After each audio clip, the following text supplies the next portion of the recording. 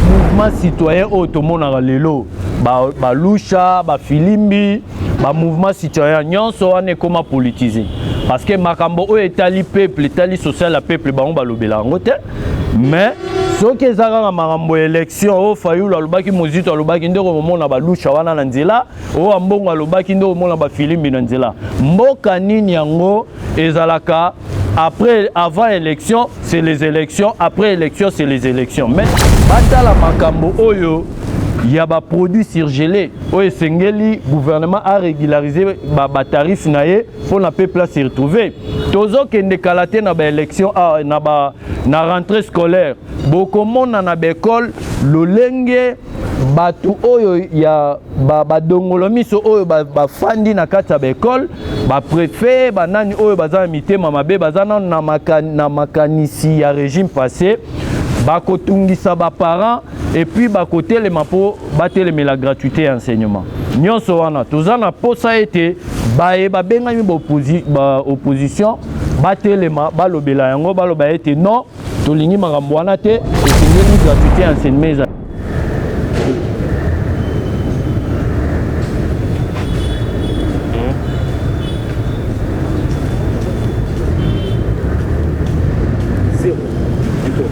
Bandeko bana somi bana Congo nyonso surtout ba oya diaspora ba wa libanda États-Unis ya Europe ya Asie topesi bino mbote bino nyonso balandi na biso toye lisusu na tongo na lelo pona kolakisa bino mayema zotambola na kati na mboka na biso boyebi ke biso toza balobeli na bino eza wa bino président Junior Chimbalanga azali bongo moko ya mokambi ya Parlement debout Mbudi et puis azali parmi ba vice-président ya Parlement debout Pompage ndeka tolobela rabino mikolo nyonso makambo etali mboka na biso depuis ezwama na maboko ya mwana mboka Félix Tshisekedi Tshilombo ezotambola na ndenge elongo bani ezotambola na ndenge mboka etambolaka na yango ba misusu bazali banda bazoyeba makambo mazoleka te eza pe na badongolo miso mususu bapesaka bino ba information ya lokuta oyo ezokende na sens ya kodetourner attention ya peuple congolais na makambo oyo mwana mboka Félix Tshisekedi Tshilombo azosala ya liboso pona lelo tokolobela bongo makambo etali seni bino moko bozomona na ndenge bakambi ya seni bazotambusa yango tobandaki bongo na baye confession religieuse oyo bakendaki na boyokani pona bobimisi ya moko mokambi oyo esengeli atambusa bongo institut département babengi seni oyo eza bongo habilité pona koorganiser l'élection na kati ya mboka na biso mais tozo constater nini tozo constater que blocage tellement ya motema mabe etonde samina bandeko na biso ba congolais ezokende ti ekoti na baye basambelaka baye bakambaka bitelo ya bonzambe c'est-à-dire ba église oyo basangani babengani confession religieuse ebele esanganaki entre autres catholiques azalaki wana entre autres bakambi ya protestant pe bazalaki wana ba église de réveil basangani et puis balobi ete sengeli babimisa mokambi ya seni po biso ba peuple tozolika ete kuna epai ya basali na nzambe nde bosembo ezali mais eloko nini tozo comprendre que même na kati ya ba confession religieuse bosembo eza kaka te politisation ekotiti na ba confession religieuse ozo comprendre que mutu na mutu azoya na candidat na ye na poche et puis ya kokamwa bakomi kowelela na bibonga donc c'est-à-dire bakomi kowelela na pouvoir ya kozala na monopole ou bien na kozala na maloba ya koleka baninga na kati ya ba confession wana or que soko tali na ndenge batambusi makambo na bango balobi ete bazali na deux possibilités au batie en place pour na ko désigner candidat soit barokende na consensus oyo esengeli bayokana po babimisa mutu moko soki na boyokani bayokani te nde baokende bongo na vote ou bien na ba élection po baloba ete loi ya majorité nde ekobimisa moko ya bakambi ya seni. Mais lelo ekamusi biso que église catholique na bakambi na yango otobengi monseigneur Ambongo na Beshole bakeiti na niveau ya koboyana mobeko oyo bango mongo batiaki en place mobeko likondi oyo ezoloba ete sengeli soit na majorité nde bokobimisa soit na consensus. Mais sikoyo comme esimbaki te na consensus bake na maponami nde babimisaki 6 confessions religieuses ebimaki lokola majorité oyo ebimisaki moko ya bakandida oyo tobengi Denis Kadima oyo esengeli akamba seni oyo akomema biso na baélection. Mais lelo tozomona que bakambi ya catholique bazali vraiment motema mabe, baza animé na esprit ya tribalisme, baza animé na esprit ya blocage ya institution, ya blocage ya processus électoral pour permettre na balingi que élection salama na 2023 te bazwa glissement. Mais stratégie na bango eza nini? Eza ke glissement wana balingi elekela na mutu ya Félix Tshisekedi Tshilombo po baloba ete na 2023 Félix akoki ko organiser ba élection te. Or keza lokuta monene biso to yebisi bango boye botika comme bosengaka gouvernement mikolo nyonso a respecter constitution, a respecter mibeko ya mboka, a respecter boye bino pe baye bakambi ya église otobenge église catholique bokitisa mitema bocha mai na kati ya vino na kati ya baver na bino botika loi ya majorité esala musala nango parce que bino mongo batu bovotaki yango ya mibale tozokende koyebisa bayimboka boye batu pona ko exemple ya liboso tokopesa eza ke batu ya catholique oyo bomonaki tobandaki na bango bino mongo bomonaki na 2006 bakendaki basali mêmement babimisi mutu na bango na 2006 oyo tobengaki bongo abe malumalo azalaki pe mokambi kati na bango ya église catholique bakendaki na baconfession religieuse mais lokola bango bazalaki majoritaire moyen ya kokanga loi ya majorité ezalaki te yango bomonaki ndeko malumalo adirijaki mais kaka bango moko na suka nango baye kocontester élection ono élection wana esalami bien te mais mokambi ya seni wana utaki na kati na bango ya mibale toye na bango awa na 2011 bango nde bakendaki babimisaki Ngoi Mulunda babimisi Ngoi Mulunda auti na kati ya obédience ya confession religieuse oyo bango baponaki balobaki ete epa ya catholique barobimisa mutu malamu mais na suka nango toyaki komona ete élection wana ezalaki kaka contesté église catholique ya koti na kati ye moko azoconfirme contestation ya élection pendant que ye nde abimiselaki biso président ya seni toye na bango lisusu awa na 2018 kaka confession religieuse ayo kobimisela biso mwana mboka Corneille Nanga ye nde adirige élection oyo Corneille Nanga adirige élection suka nango bazwi élection nyonso batiango na mutu ya IDPS batiango na mutu ya Félix Tshisekedi Tshilombo mpona koloba ete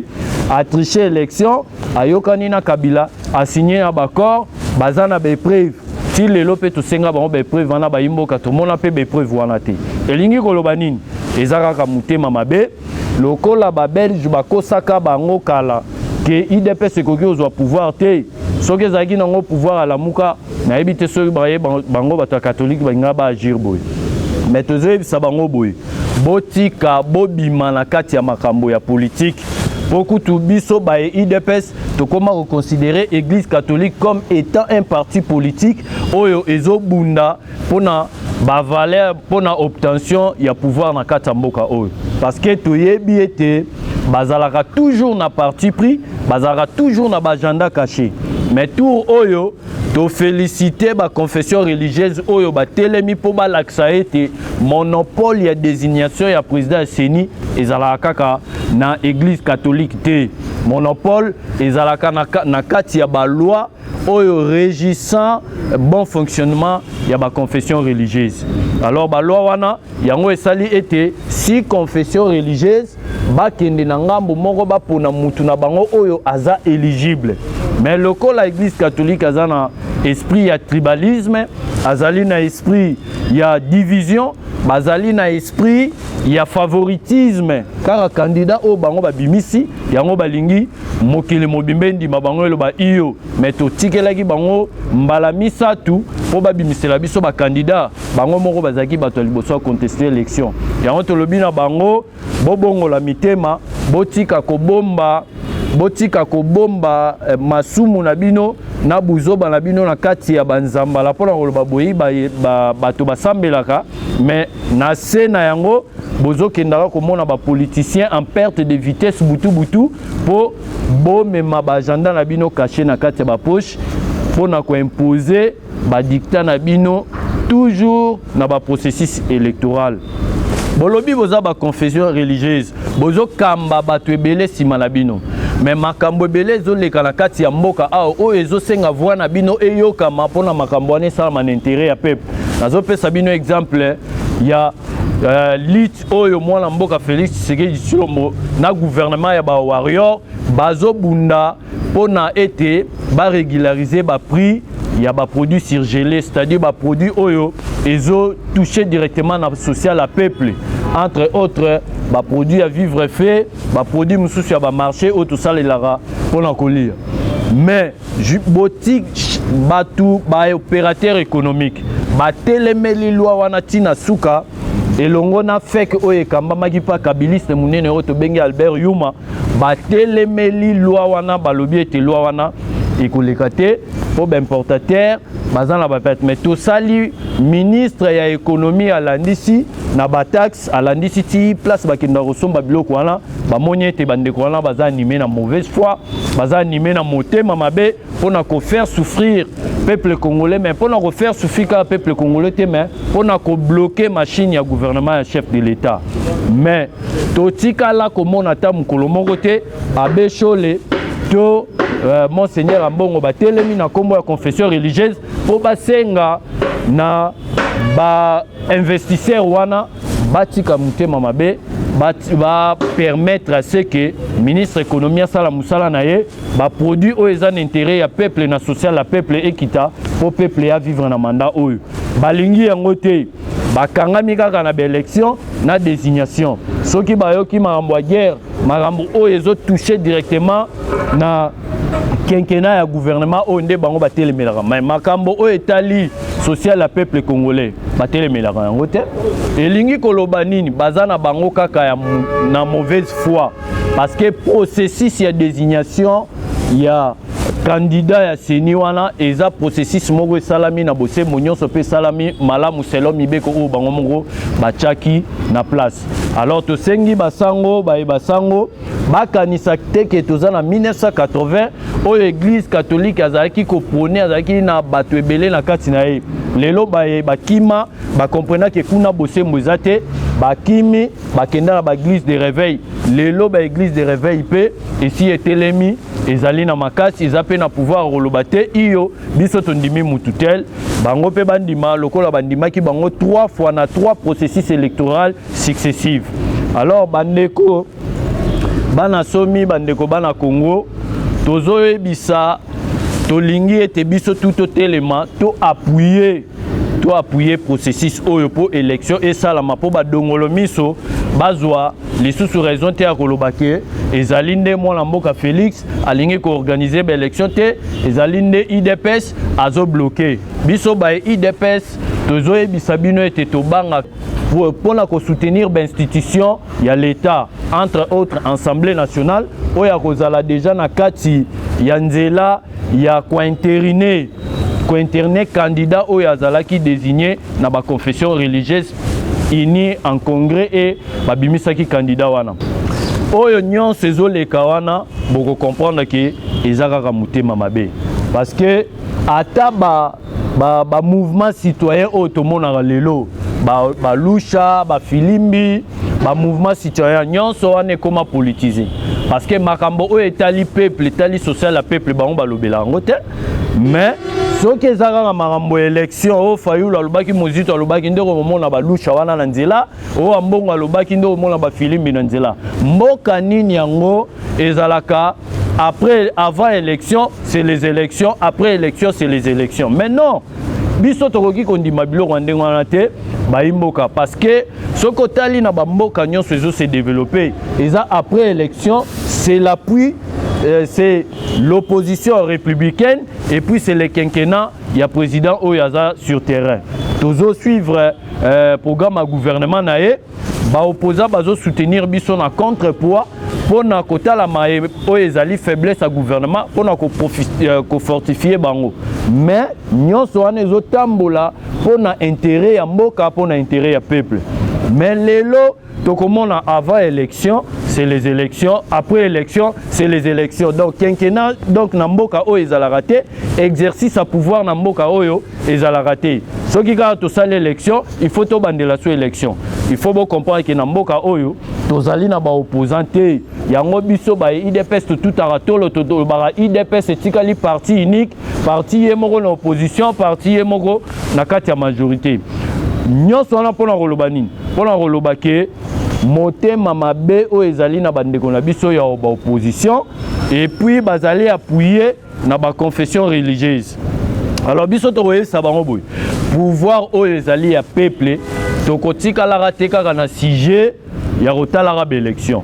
maye élection ekosalama na 2023 biso nyonso tomilengele parce que maponomi kozala mais exercice ya pouvoir pe il faut travailler sala musala nango pour na intérêt ya peuple alors soki bango bamoni ke basalaka opposition pe pour na peuple o balobelaka wana batalaka pe makambo mususu batalela biso makambo ba détournement ezosalama oyo ba ya régime passé basokola kimboka oyo na moyibi na koboma bato batala makambo oyo ya ba produits surgelés oyo sengeli gouvernement a régularisé ba tarif na ye pour na peuple se retrouver tozo kende kalaté na ba élection na rentrée scolaire bokomona na l'école lolenge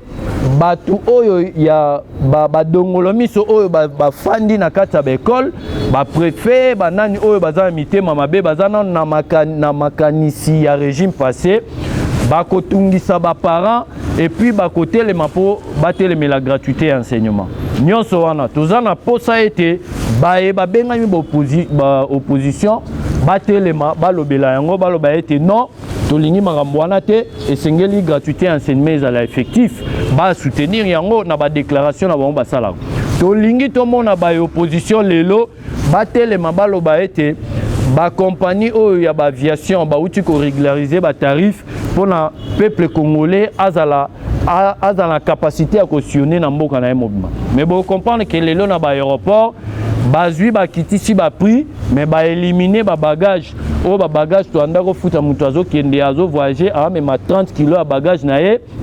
azo mema pour na sud mais azo mema pe 5 kg na maboko nyonso wana ba éliminer yango elingo loba nini ba bakisi lisusu charge na population olé population futa par exemple $199 pour akende Lumbashi mais bon comprendre que tant roya sous ko futa 30 kg ya nini arokoma à peu près na ba $210 $220 donc nyonso wana eza volonté à peuple te est-ce que bango ba opposant bakoki côté le matin ata monseigneur na confession religieuse na bakoki côté le matin ba dénoncer bantivaleur wana nyonso wana bango batala raté bazotala kaka élection alors biso biloko wana tolingi yango te tokosala ba élection mais tozana na quatre exercice à pouvoir tozala makambo belé il fallait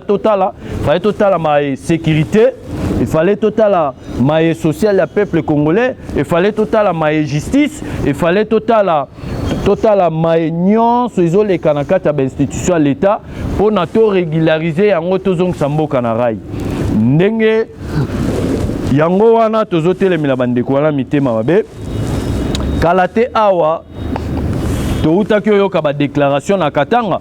moko ya ba opposition ya makasi babengi ndeko Moïse Katumbi atelemi alobi ete fa soutenir ba ressortissant katangese pour comprendre que ba opposant wana obie bandeko wana ata toza na baona kata union sacrée mais tozo vivre kaka na hypocrisie. Bon, tokoki ko imaginer te que boza na kata famille politique moko justice sali musala nango na kata gouvernement o biso tout tozo kam. Mais moko na biso hôtel makeke pa po alobake bokoki jamais kokanga John Numbi parce que azali notable katangé ndenge nini bokangi ngoi mulunda kuna donc ye ba propos tribal oyo bandeko wana basali ba excitation à la haine ba infraction na nyonso pona ye et lobele le côté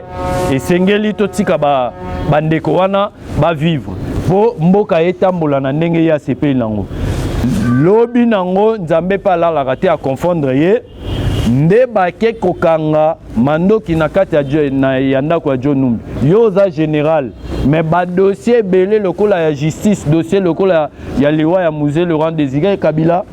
dossier lokola ya Floribert Chebea ezana ndako na ye dossier lokola ya Beric Lenge batu nyons na ba photo ya batu ba boma ba misusu bake mona ba na kati ya ba frigo biloko salamate pas un général oyo azo défendre mboka oyo asimbi sécurité ya mboka donc elingo lobanine bato wana bandaki kosalela individu oyo tobengi bongo monsieur Hippolyte Kanambe Kazembere alliance Kabila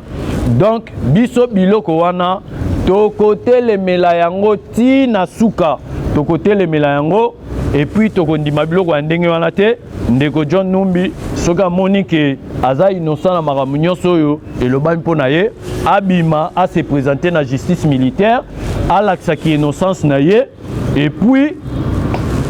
apesa bato misusu exemple et puis alakisa mokili mobimba ke azali innocent yango toyebisi ndeko Katumbi boye makambo oyo lobaki mpona bato oyo ozalaki na poso kotela bango mpo bazalaki banotable Katange bomoni lokola Katanga wana eza ya bino yo leka na TV oyo explike biso oyo tomoni na kati ya John Numbi elakisi nini esengeli tosala na yango nini yango wana esi to comprendre position na bino ozo vivre la biso na union sacrée na hypocrisie mais ekobanga na ote nazoyebisa o vérité que loi ya des pères et des mères ezoleka donc bandeko langai oyo tozaki nango ya mukia ko partager nango na bino na journée na lelo yango wana pona koyeba ba vérité pe ya makambo ezoleka na ndenge ya seni mais pona ko chiter nazoyebisa bino boye déjà semaine oyo tozobanda na Assemblée nationale ba ko lancer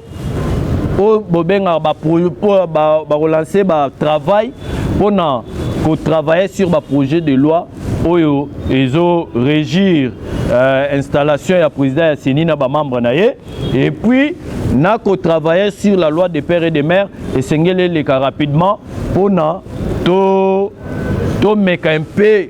ko sécuriser ba poste ya souveraineté nationale entre autres présidence de la République entre autres Assemblée nationale Sénat état-major général to sécuriser renseignement la biso et à la diriger pas ya baimboka oyo bazali ba congolais des pères et des mères na katamboka oyo nyonso wana ezali ba loi sikate soko zongi na kata mibeko la biso ekomama déjà okomona na kati ete ba loi wana ekomama rametan tokendaka na ba corps ya ba Sun City oyo esengala ki ete ba rebelle oyo bazaki na bazamba babima lokola bazalaka bana mboka te yango bazwaka loi na batie yango mupanzi mais eloko moko te ekufeli na mandat oyo atilombo tozozongisa yango mpona mboka ba ingérence elongwa na kati ya mboka na biso donc oyo na yango tozokende na bango malembe ti mpona kolakisa bango ke bazali bana mboka ya solo te na bandi na koya lisusu na bemission ya sika mpona na expliquer bino lolenge nini makambo ya sécurité ezotambola lolenge nini bandeko wana baza ba agenda caché na bango wana photo dévoiler yango en détail pour baimboka ba comprendre ndenge nini bato wana bazo sala ba complot pour na ba déstabiliser l'institution à république mais pour na ko chiter na zo Sabino boy boye banamitu que IDPS abanga élection te IDPS aza prêt pour na kokindi na mapunami et puis boye ba ete mapunami o to ko gagner ngo all main parce que toza sur na biso bomona ki le maeleka ki na 2011 bomona ki sou maeleka na 2018 na boni na 2023 to ya ko banga élection et robanda nini parce que IDPS eza parti à munene ezali na ba capacité nyonso et puis eza sous na pouvoir donc pouvoir autotique la mutute tokozwa yango sous na 2023 tokozwa yango sous na 2028 bocha elike ete tokozwa yango sous na 2033 kuna ti mokolo Yesu Kristo kozonga nde tokosala remise reprise na Jésus Christ ndenge tolobaka na pesi bino mbote ba nyonso balandi biso libanda ya mboka na baye bazali na ba province bolanda émission oyo pour na koyeba ba vérité ya ndenge ezotambola na pesi baye nyonso bayebinga bakambi ya parlement de Pompage président Vasco Azawana président Pati nanga moko président Junior Bomoni nde totambusi émission lelo bandeko journaliste pe na tondi bino botondi pour na séquence oyo bopesinga ndingisa kosala na tongo na lelo merci.